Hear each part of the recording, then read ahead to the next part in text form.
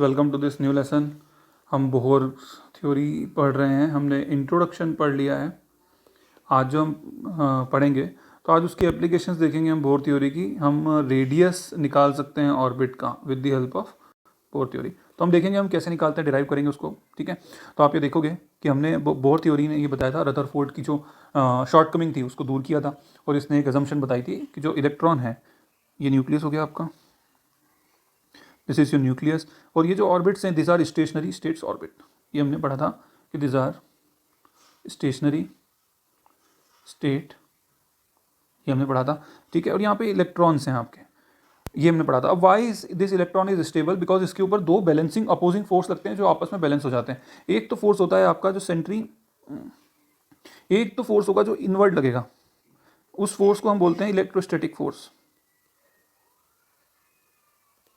Electrostatic force, अभी electrostatic force देखो किस तरह से काम करेगा।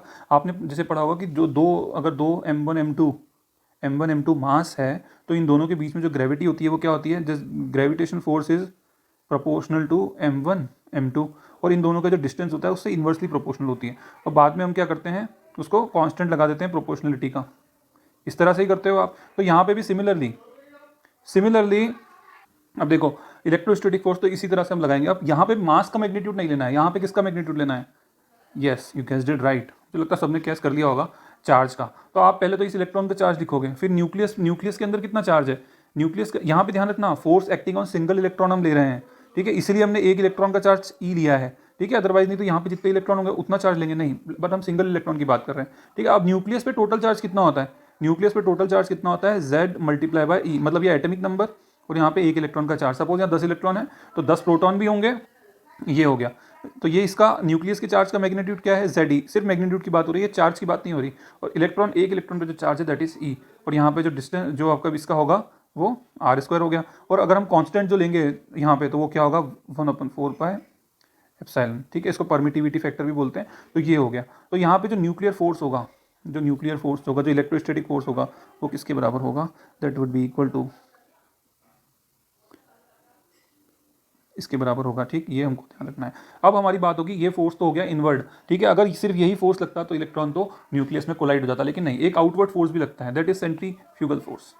अब वो सेंट्रीफ्यूगल फोर्स क्या होता है आपको सबको पता है, वो उसकी मैग्नीट्यूड, उसकी जो वैल्यू होती है mv²/r के बराबर होती है। किसके बराबर होती है? mv²/r। ठीक है, तो इसको आप यहाँ पे, इसको इलेक्ट्रोस्टैटिक फोर्स तो Fe बोल सकते हो, और यहाँ पे इसको हम F कुछ भी Fc कर सकते हैं। तो ये हो गया। ठीक है, now this two force are equal and opposing to each other, balance कर रहे हैं। तो यहाँ पे हम लिख सकते हैं mv²/r is equal to 1/4 pi epsilon and ZE²/r²। यहाँ से R कैंसिल हो सकता है, तो हमारी एक इक्वेशन बन जाएगी।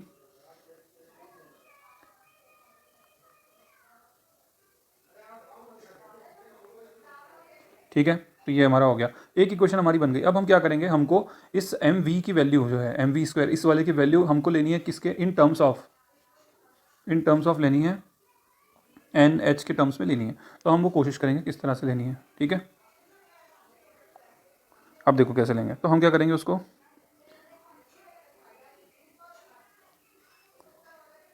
अब हमने पढ़ा बोहर का जो एंगुलर मोमेंटम होता है, मैंने आपको बताया था एंगुलर मोमेंटम mvr जो होता है हमारा, वो किसके मल्टीपल में होना चाहिए? NH/2 पाई। एक्चुअली उसने क्या क्वांटाइजेशन बताया था, तो उसने ये भी बताया था कि एंगुलर मोमेंटम भी क्वांटाइज्ड होगा, और वही एंगुलर मोमेंटम की वैल्यू जो होंगी वो सही होंगी जो किसके इंटीग्रल मल्टीपल की होंगी? H/2 पाई की होंगी। ठीक, तो इसको आप स्क्वायर कर दो, तो m²v²r² हो जाएगा n²h² 4 पाई²। ठीक, अब हमको तो चाहिए mv²। तो mv², अगर हमको चाहिए तो हम कैसे लेंगे उसको? हम क्या करेंगे कि इस एक m को ले जाते हैं और r² को भी यहाँ ले जाते हैं। तो हमारे पास हो गया mv² n²h² 4 पाई², और एक m को हम यहाँ ले गए एंड हम यहाँ पे r² को भी ले गए।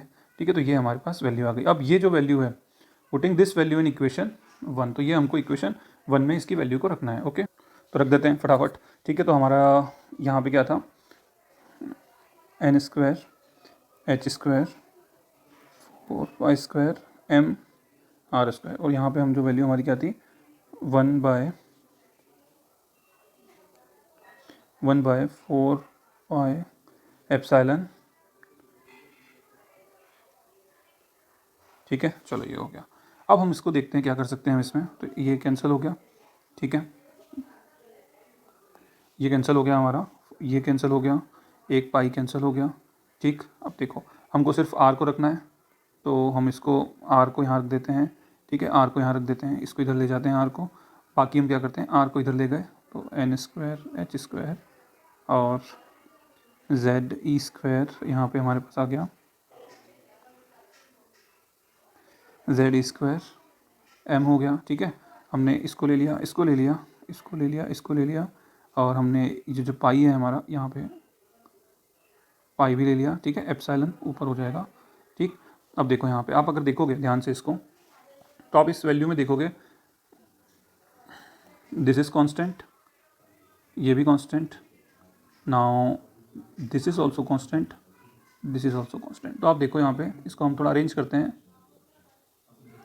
और यहाँ पे आप देखोगे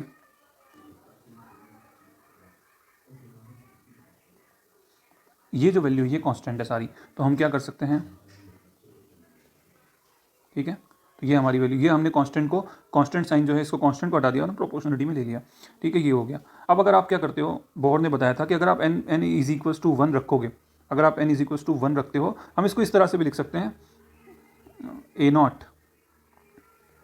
इस तरह से भी लिख सकते हैं। अब अगर इस a0 की वैल्यू हमको निकालनी है, तो हम क्या करेंगे, n जो है, n अगर 1 हो जाएगा यहाँ पे, एटॉमिक नंबर हाइड्रोजन का तो 1 ही है, तो क्या होगा यहाँ पे, तो ये हो जाएगा। तो यहाँ पे जब हम वो वैल्यू रखेंगे फर्स्ट ऑर्बिट की, तो वो value n is equals to 1 जब रखेंगे तो फर्स्ट ऑर्बिट की वैल्यू आ जाएगी, z बराबर हाइड्रोजन का एटॉमिक नंबर, तो वो क्या वैल्यू होगी, वो वैल्यू होगी 52.9 पिकोमीटर, ठीक है। अगर इसको एंगस्ट्रॉम में कन्वर्ट करना है तो 52.9 10⁻⁻12 मीटर, और इसको हम क्या करेंगे, एक पॉइंट यहाँ पे, एक पॉइंट यहाँ पे, 2 पॉइंट खिसका दिया तो 0.529, तो ये हो गया आपका एंगस्ट्रॉम में, ठीक है। 10, तो इसको हम क्या लिख सकते हैं, 0.529 एंगस्ट्रॉम।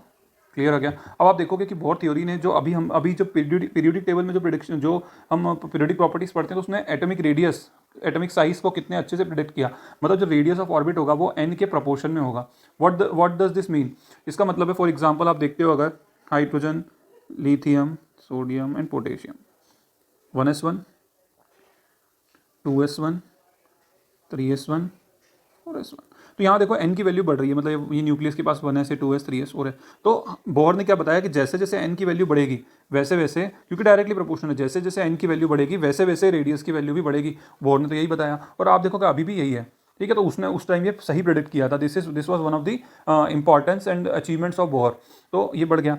एक जो और उसने प्रिडिक्ट किया, z inversely proportional atomic number के। तो आप अगर देखोगे इस, अगर जब पीरियड्स में इधर चलते हैं, पीरियड्स चलते हैं, इस साइड चलते हैं अलॉन्ग द पीरियड, तो हम क्या देखते हैं, अलॉन्ग द पीरियड अब आप चलोगे तो जैसे आपने देखा इस तरह से देखा, तो यहाँ पे अगर आप जाओगे तो यहाँ पे जो एटॉमिक नंबर बढ़ रहा है लेकिन जो शेल है वो सेम ही है। तो सोडियम की 3s1 now 3s2 3s same ही है, 2p1 हो, इस तरह से हो गया, 2p1 हो गया। तो आपका शेल तो सेम ही है, ठीक है, शेल सेम है, बस एटॉमिक नंबर बदल रहा है। तो एटॉमिक नंबर के साथ क्या हो रहा है, एटॉमिक साइज की साइज, जो एटॉमिक साइज है वो रेडियस ऑफ ऑर्बिट है वो डिक्रीज हो रहा है। तो ये बोहर ने पहले प्रेडिक्ट किया था, ये इसकी एक अचीवमेंट थी, ठीक है। तो हम थोड़ा नोट्स में भी देख लेते हैं हमारे, आई होप आपको डेरिवेशन समझ में आ गई है। तो नोट्स में आप देखोगे तो यहाँ से हमने शुरू किया, ये यहाँ पे मैंने आपको बताया था कि ये this is the nucleus, this is electron, दो अपोजिंग फोर्स है, एक इनवर्ट लग रहा है इलेक्ट्रोस्टैटिक फोर्स, और ये इसने यहाँ पे आप FCFN जो भी आप डिनोट करना चाहो बस यहाँ डेरिवेशन में मेंशन कर देना, if you are writing a subjective answer, ठीक है। तो यहाँ पे FN हो गया। तो F ये आपका मैंने आपको बताया ZE² 4πε/r²। तो ये तो हमारा मैग्नीट्यूड हो गया, ये वाला मैग्नीट्यूड, और ये जो डिस्टेंस हो गया, और ये कांस्टेंट फैक्टर हो गया, ठीक है। और उसके बाद आपका क्या हो गया, सेंट्री, जो आपका फोर्स हो गया सेंट्री क्यूगल फोर्स हो गया आपका, ठीक है। तो ये हो गया आपका, जो आउटवर्ड लगता है दोनों को हमने कर दिया। ये मैंने आपको बताया था परमिटिव फैक्टर है, ठीक है। ओके, एप्सिलॉन पूरा वैल्यू निकाली है, ध्यान रखना है इस वैल्यू को भी। तो ये इस तरह से हमने किया था, ठीक है। उसके बाद हमने ये mv² की वैल्यू निकाली थी, n² h² 4π² m are square, ठीक है। उसके बाद हमने ये वाली वैल्यू और ये वाली वैल्यू को इक्वेट कर दिया था, Z square 4πε/r and N square H square 4π/m r square.